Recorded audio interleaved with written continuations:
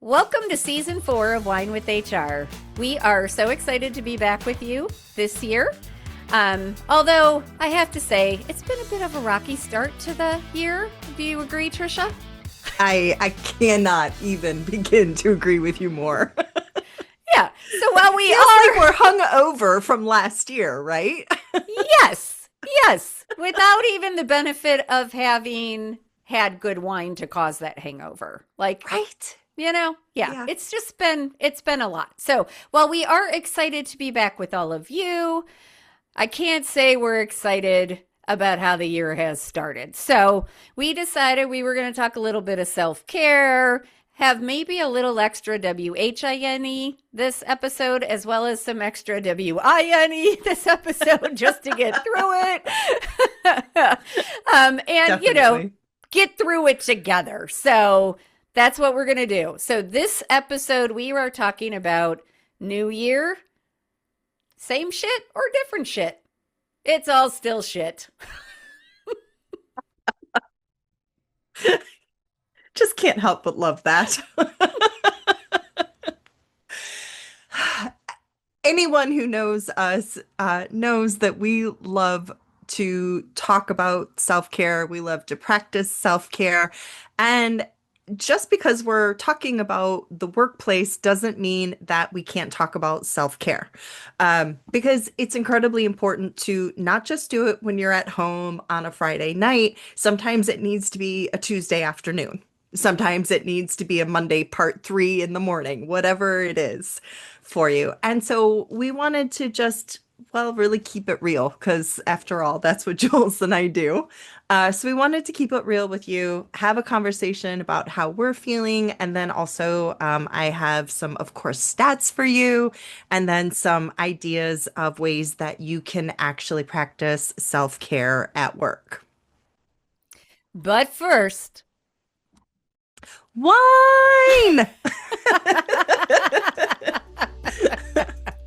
all right, Trish, what you drinking? Prosecco. Well, I mean, at least you got champagne bubbles, even if you don't have the excitement to go along with it. Right? Right? Yeah, I bought this. I know you guys are going to be shocked by this, but it's Josh. No way. Yeah, I know, right? I got this bottle couple days before New Year's with the thoughts that, we would do a champagne toast. Was very excited about it. Then the snowstorm hit and I was out at my parents'. And so I ended up out at my parents' for 2 nights. And then really wanted to wait and share this with someone special. And so, Julie, you're that someone special. Aww. What about you? What are you drinking? So I have been branching out a little bit, and I am drinking, I'm going to butcher this because it's German, but I'm drinking a Gruner Veltliner. It's probably like Veltliner. I don't know, really like Gruner. Anyway, I have to say it's lovely. So it comes in this like beautiful, sleek, tall, thin bottle. It reminds me a little bit of a dry Riesling, which is becoming one of my favorite wines. I just started getting into dry Rieslings, and they're lovely. But this one it says, relax and unwind with this elegant Gruner Veltliner. Just imagine that's a German person saying that. The accent is right, just too I know. much. People are going to be like, oh, dear God.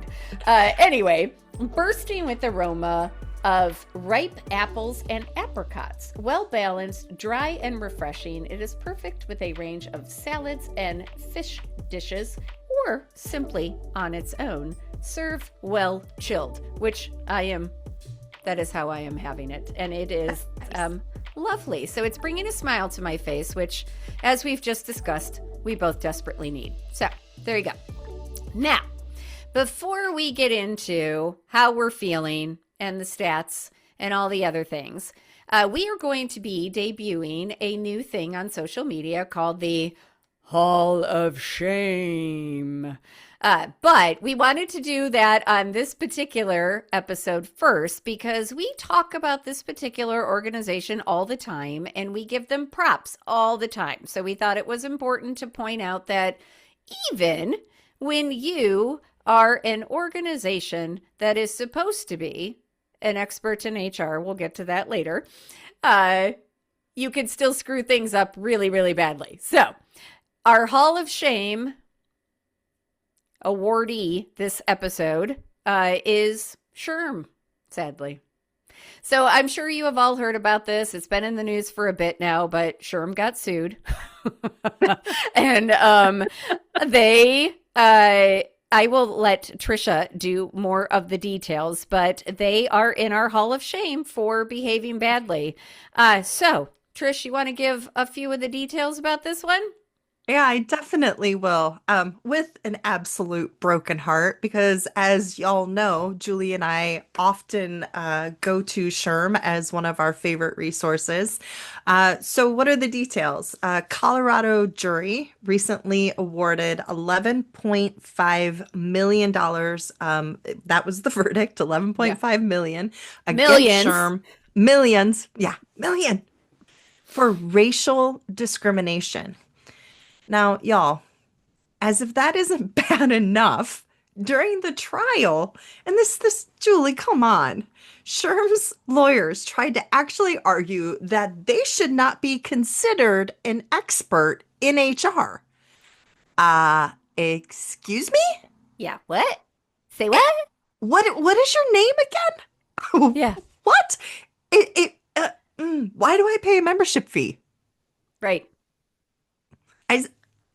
Okay, so we're not going to throw like the entire company out because of this, but it is important for us because we do use them quite often and we do reference them a lot. So we want to make sure that we are calling ourselves out, calling them out, and reminding all of you that even companies that specialize in HR can still get it very, very wrong. We could still get it very, very wrong. Make sure that you are staying on top of things and paying attention.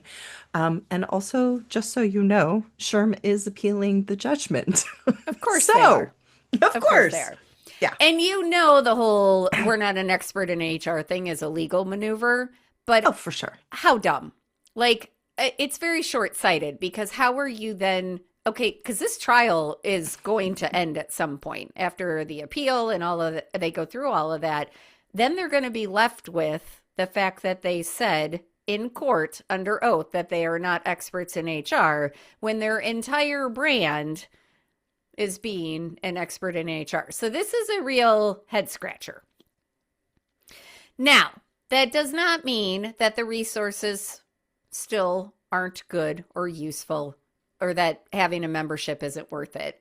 Yes, we have to decide where we're going to put our dollars and who we're going to support, but, they still do have a lot of really good resources, but we did feel that it was very necessary to point out that they've screwed up pretty badly in this particular case, because, again, we give them props. So, on that note, Trisha has something to say. Sorry, hold on. No, it just reminded me of that episode that we did last year about owning up to your mistakes. Yes. And how important that is for being a leader. So if you guys didn't catch that one, please go back and check that one out, because that's what I'm hoping that they will eventually do. I'm sure that they're not allowed to do or say anything right now. I'm sure the lawyers are like, no, no, no. But I do hope eventually they will have that moment where they can stand up and say, we messed up and don't do what we did. Yeah. Fingers crossed. We shall see. Yes. Stay tuned. We'll keep you updated. Okay, so now let's get to the WHINE of the episode, which is for us that we're just feeling kind of about this year. For me personally, and Trish, I'll give you a second to say one whole second. You get 1 second. That's it. That's it. So sum it up, right? No, that would be dangerous, and we would probably have to bleep it out. But that's okay. Not for Trisha. For me, we'd have to bleep it out. But anyway, Yeah, so I typically feel like at the beginning of the year, I have a lot of inspiration and motivation, and I'm feeling all woohoo about things. And it's not to say I'm not feeling woohoo about anything, but I feel like my get up and go not only got up and went, but it went to like I don't know, the North Pole, and it just Other decided side of not the to, world. right, not to come back. So Yep. I am really struggling this year so far. I am tired. I'm like a level of tired I don't know that I've ever been before. So that is Mhm. um, a struggle for me, It's a really. mental fatigue as Yeah. well, and emotional and physical. It's all of the Mhm. above. Yeah. Yeah. Yeah. So so yeah, so I we will get into how we're dealing with that, but for those of you who are feeling this way, same. Same. You are not alone. You are definitely not alone. And it seems like a lot of people are on the struggle bus. So hopefully we're going to end up at a great destination. So anyway, Trish, what about you? What's going through your mind right now? Honestly, it's a lack of motivation. I have a huge project that I need to get done. It's one that I've been working on and I'm extremely, extremely excited about. And yet I cannot get the motivation to sit down and get it on paper. And I honestly just, there's no reason why. Just sit down and do it. But like you said, my get up and go, man, it's gone. Yeah. And so trying to find different ways to motivate myself and to remember all the good that's going to come out of what I'm going to do. But it still is, I have to say, my parents even showed up. My parents are here downstairs as we're recording. They showed up with flowers for me. Aw, Yeah, right. that's sweet. That's really Yeah, sweet. it just little things, you Yeah. know. Yeah. So, and I Yeah. think everybody could use that kind of support. Absolutely. Yes. And so we do want to support each other this episode. And hopefully together we can come up with some good ideas that other people can use as well. But before we get to that, you know what time it is. Stat time. Do do do do do do do do stat time. Am I gonna get in trouble for ripping off Batman? That was Batman. I know it didn't sound like it, but sorta. Yeah. Yeah. Well, No. you weren't before you said it was Batman. No. Right. Oh, so because we are focusing on self-care, I really think that the stats I wanted to share with you talk about not just for HR, but especially HR, the emotional toll. Let's just start there. 75% of HR employees or those engaged in HR find it emotionally exhausting. Ding, ding, ding. Yes. 47% say it actually hurts their own mental health.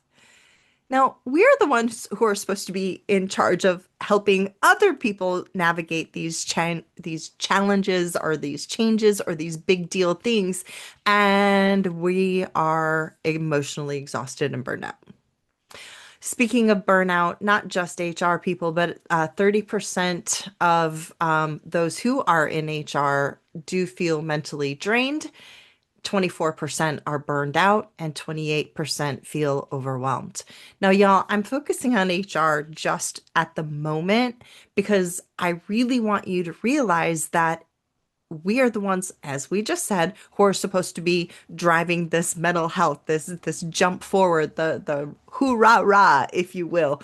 And if we are feeling burned out and overwhelmed, how do you think your employees are feeling? Just want to kind of stop there for a second. And if you're feeling that way, how do you think your employees are feel? Most of us are trained at least a little bit in how to help people promote better mental health or to have better feelings or to work through some negative processes or feelings. And so I just want to say if you're feeling it, your organization is feeling it. If you're feeling it, Your friends are probably feeling it. So that's not to say, okay, we should all just throw in the towel. It is that reminder again that we're not alone and that we can get through this with just some little kindnesses here and there. So I think I'm going to leave it there for stats for now, Jules. Yeah, I think those are really important. And again, yes, they're focused on HR. A large part of our audience is HR professionals. We have a lot of other people who listen to the show as well. But I think everybody can relate to that. I think that 2025 was a year, you know, Oof. uh, Yeah. and 2026 just seems to be more the same. And so I think that as much as you may have been able to get some rest over the holidays, nobody feels rested. At No. least nobody that I have talked to feels rested. You know, Nope. everybody seems to be in the same boat we're in. And so I think that it can be really helpful to just be able to acknowledge that and share that moment with others where, yeah, Mhm. like I went to dinner with one of my good friends who also happens to be in the HR space. And, you know, we were just talking about life and this and that in general. And then we started talking about work and we both own our own companies. And I said, I'm really struggling this year. Like I don't have the same level of energy towards work that I normally do. And she said, thank you for saying that. Thank you for admitting that because it gave her the space to admit it as well, you know? Yep. And so that's why I thought this was an important thing to talk about because, yes, Trisha and I come on the podcast and we always seem upbeat and, you know, thankfully we're not always on camera anymore because otherwise you'd all know the truth. We're really good at hiding it. Truth. Cheers to us. Cheers to that. But I do think, like, even as you know, upbeat as we may normally seem, we go through these things too. And I think it's really helpful for people to know that, you know, like it happens to all of us. Uh, just things, you know, for those of us who live in cold weather climates, it's Ugh. cold. And the weather is changing every day. So it's like rainy, snowy, icy, crappy. It's just pretty much crappy. I mean, like that's the ongoing theme. It's just either crappy rain or crappy snow, but or crappy cold, but it's, you know, it just is what it is. So anyway, so we've established that we all are kind of feeling meh. But so what do we do about that? I think the first thing that I would say that I am learning and trying to be a lot better about is just acknowledging it and accepting it. And if I can't always. There are days I have to power through. But like this morning, for example, I woke up and I was in a ton of pain. I had a killer headache and Mm. I was more tired than I have felt in a very, very long time. And I didn't have anything that had to get done. Did you Yeah, give yourself the space and time? I did. I did. Jules, I know this is huge for me. So it is. I actually went downstairs and I used my Pilates reformer. Now I did not make it a workout. This is also very important for those of you who know me because I am a um my Apple Watch is very judgy and I hate it at times and I always want to close my rings. And so it's very difficult for me to not do things, but I'm trying to learn that I have to give my body rest. But I was so stiff and so sore that I knew I also needed to like do some gentle movement. So I went and did my Pilates for like 20 minutes. It was actually some random number, like 21 minutes and 47 seconds, which is also weird for me. I was going to say, which you never do. And Julie then, is a bit of a perfectionist, in case oh, anyone yeah, hasn't yeah, a little hasn't bit. figured that out. A little bit. So, and then, so Scott and I, our present to ourselves was to get a sauna. So we now have a sauna in the basement. So then I went and sat in the sauna for 10 minutes.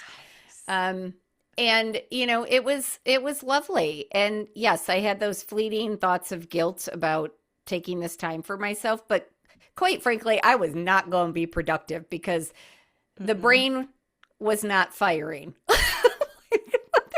There was not much happening upstairs. So, I love it. I love it. By the way, I highly, highly recommend those. If anyone ever has been, we got ours about a year and a half ago from Sam's Club. And it is a portable sauna. It has infrared light. It is amazing. And it was not that expensive. And I tell you what, there is this feeling of peace and wellness that comes from being in one of those things for just 10 minutes. yeah. They're amazing. Especially again, if you live in a cold weather climate, being able to Uh-huh. go into a hot box for a little bit, Yeah. very Yeah. nice. Very I nice. love them. Yeah, they're great. So I did actually manage to do some self-care this morning. Now, there are Nice. mornings that's not possible, but so I guess my first little tip would be when you can take those moments and do whatever is going to feel helpful in that moment. I love that so much. Yeah. So what about you, Trish? What have you figured out? Well, for me, and again, this isn't going to help our listeners at work, but for me, it's a bubble bath at the end of the day, with or without a glass of wine. But for me, that's my quiet reflecting time. I love just being in their bubbles. It maybe reading a book, maybe playing a game, and the most important thing, which you've already said, which is not feeling guilty. Um, not feeling guilty. That's the big thing. And my husband knows that that's my time and he encourages it. And so I think that's the other thing too is encourage those in your life, partner, friends, coworkers, whatever. Encourage people to take that time for themselves and not feel guilty because the research is there. And I don't have it with me. I wish I did, but there's research that says like even walking away for 5 minutes, just 5 minutes, can completely redo your mental health. As a matter of fact, I actually think I do have it. I'll see when you're talking next if I can find it. But for those of you who are saying, okay, great, so what do I do at work when I'm stressed? I have a couple of articles that we will link to in the show notes. There's one from Indeed. There's another one that is actually from OSHA. And then Oh, there's a third one that comes from the state of New York. But each one of those three articles really focuses on the same things. Number one is practicing, again, that time to take a break. Get outside if you can. Yes, it's cold for those of us who live in cold weather, but you know what? Getting outside for a few minutes, connecting, breathing is super, super helpful. Drinking water is another tip that they give.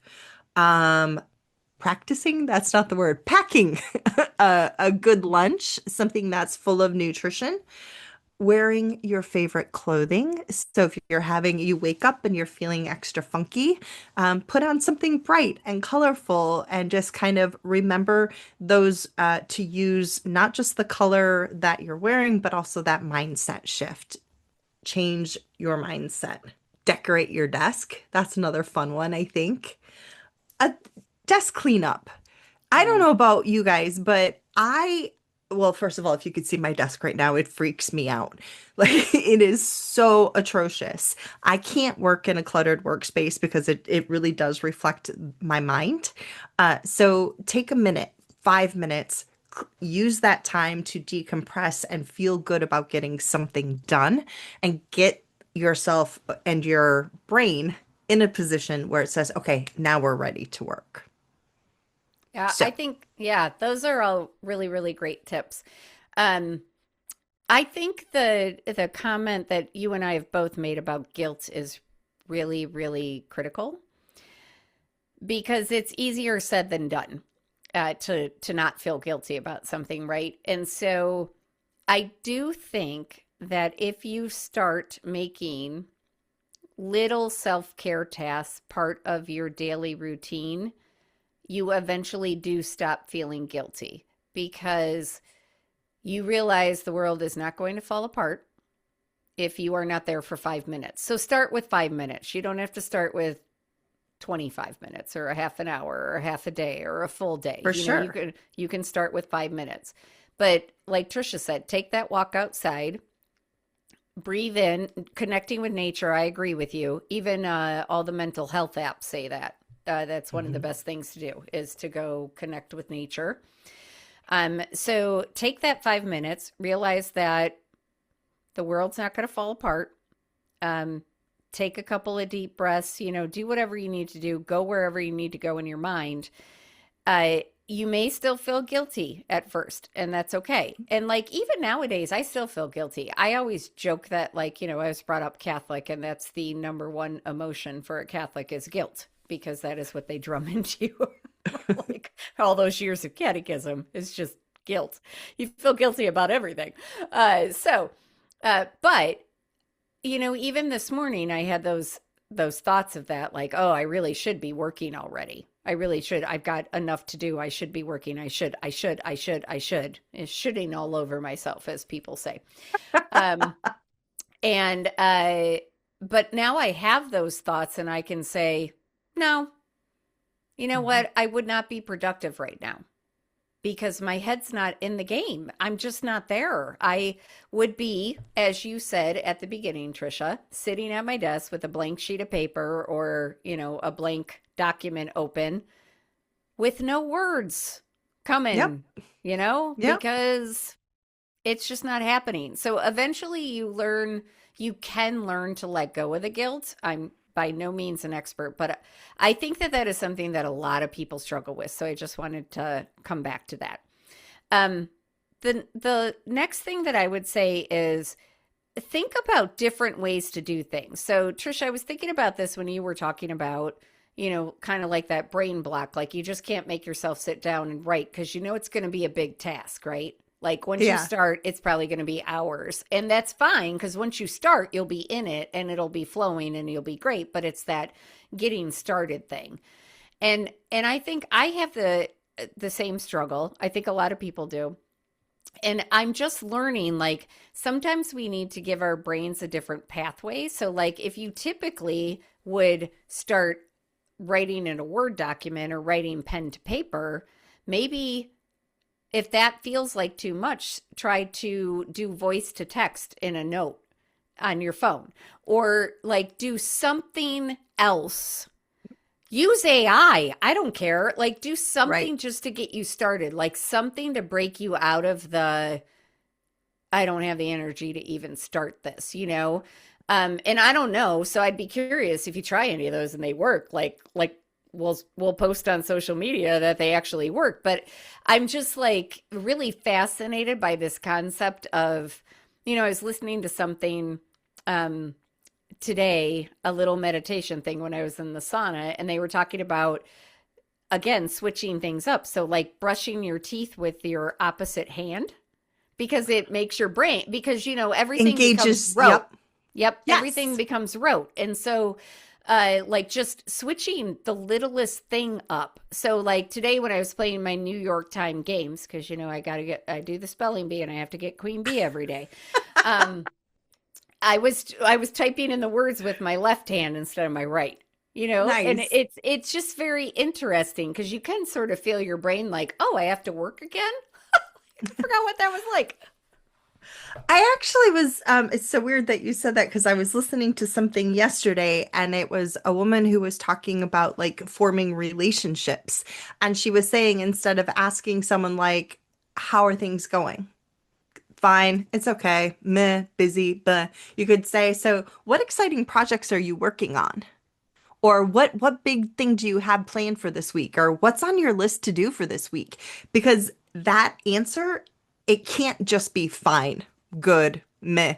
Like, and so it creates an engagement. And so it's exactly what using your opposite hand, like you're talking about. I Yeah. love that so much. And I actually stole something from you. That's Oh, what has been helping me. I can't get to it right now because it's underneath my microphone. It would create all sorts of noises. But I have my notebook that you gave me, brilliant ideas I had while drinking wine. It now goes with me everywhere. And it sits next to my bed because anyone who is a 50-some-year-old woman knows you wake up and for hours sometime in the middle of the night. And so I have started bulleting or just writing down random thoughts. I take it with me when I go to my parents' doctor's appointments. I do everything with it. And it has become, believe it or not, a source of stress release for me because getting it out of my head and onto the paper, there's no commitment there because it's for me. And I think that that has been probably the biggest thing that I've done this year that is helping. I'm still stuck and I'm going to try some of the things that you were saying. But I'm getting unstuck slowly. It's kind of like when you put kitty litter, for those of you who live in the cold climate, you know this, like putting the kitty litter behind your tires. Slowly you start to get traction from the ice. Yeah, that's where I am. I'm in like full stage kitty litter. I'm sorry. Oh my God. That is such a perfect metaphor for you to use. Right? Oh my God. That's Yes. hilarious. Okay. I So, love it. I love it. Next time you put kitty litter under a tire, you have to take a video so that people can truly, oh, truly I will. understand. Okay. All right. Well, I really hope that we had a couple little tidbits that were helpful. I think the biggest thing that I want to stress, so we're going to do some final thoughts and we'll get back to our WINE, but I think the biggest thing that I want to stress is that it is okay to feel however you are feeling. And if you are feeling like the rest of us, welcome to the club. And if you are feeling super motivated, send some of that juju this way, please. Yes, Please. please. But just know it's all good. We all go through it. We are going to figure out how to get through it together. And we really appreciate you letting us be our real, authentic selves, particularly as we start the year off. Because I think that at the beginning of any year, we always have this like new year, new you bullshit.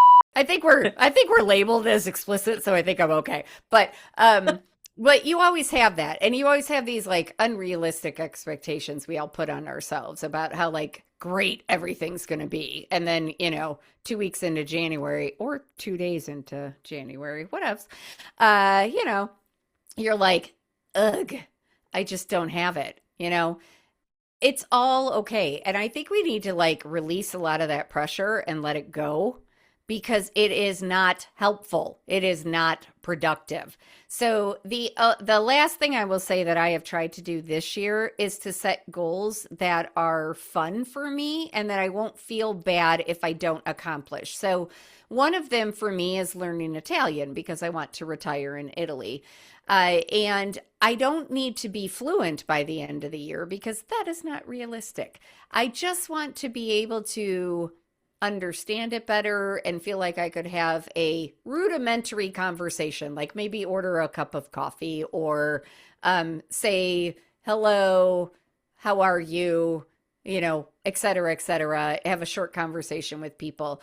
But that's something that's fun and near and dear to my heart. So, like, I think like that's a great goal. I did not set the typical, I'm going to lose 25 pounds. I'm going to make X amount of dollars. I'm going to like all these things that I know are not going to happen. And then I'm going to feel really, really bad about. So like that was my entire goal setting exercise was to set goals that aren't going to make me feel bad. I actually was listening to NPR, and they had an expert on NPR, and she was saying the same thing. If you really, really want to set goals, make them fun. It's not about, I'm gonna run a marathon. Well, okay, but you've never run before. How about, I'm going to try to do some fast walking, or I'm going to try to do this, and breaking it into those small bite-sized pieces. And then, like we talk about SMART goals, and then having the little pieces along the way. So I love that. Yeah. I love that. What are your final thoughts, Trish?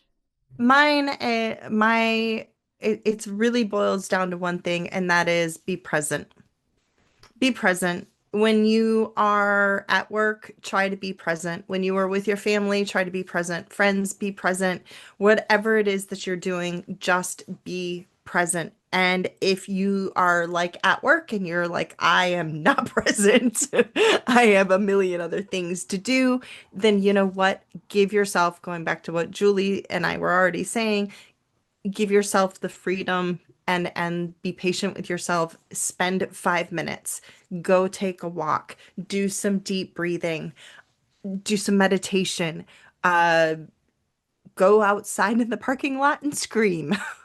Whatever it is that you need to do to then go back and then be centered in your space. I think so many of us are pulled in so many different directions because we're so concerned about not just what's going on in our lives, but what's going on everywhere else, that it's super, super hard to be present right now. And I think that's creating a lot of dissatisfaction. So be present, be there for the ones you love. You are not alone.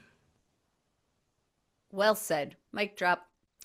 You did remind me of something. So real quick, I'm going to say also remember, because I think especially in HR, we have a tendency to think this.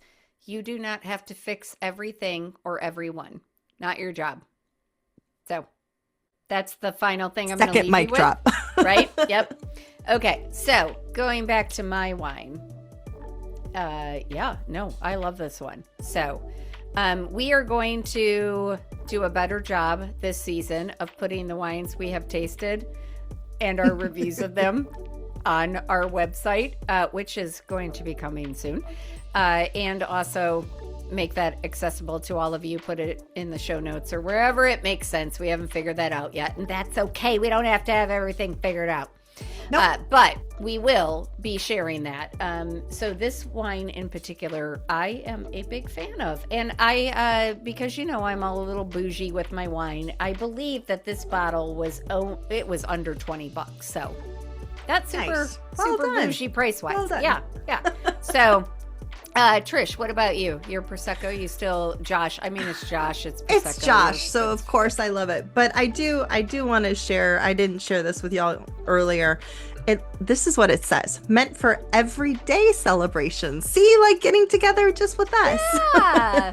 Our Prosecco was crafted to pay tribute to founder Joseph Carr's memories of time spent in Italy. With flavors of green apple, pear, and citrus with a touch of sweetness, the sparkling wine is vibrant and refreshing. So for those who like a little bit of a sweeter wine, for those who like a little bit of a drier, you would probably be okay with this too. I think that it's a nice cross palate Prosecco. Well, the bubbles Here's always to help bubbles. Too. Yeah. What's that? The bubbles always help. See, exactly. It makes me smile. Yeah. Well, okay. So on that note, thank you again for joining us. I do have to say the other thing, and we'll be talking about this a lot more in this season, is connection is so important because, as I mentioned, this morning was really, really rough for me. But just sitting here and talking with one of my best friends about how crappy we both feel. Just getting the text message from you earlier today helped, honestly. About the year is, yes. I already feel better. So don't be afraid to reach out. And if you feel like you don't have anybody to talk to, you can email us. We're here. You can definitely email us at any time. We'd love to hear from you. Interact with us on Facebook. We're on LinkedIn. Oh yeah, and we're on Instagram too now. I'm so excited about all the different places. Yeah, there's so many places you can find us, and please be patient because we suck at this. So it's okay. We're learning. Okay. But thank you for joining us. Let's all hope the year gets better. And whether it does or it doesn't, we're going to get through it together. Cheers. Cheers.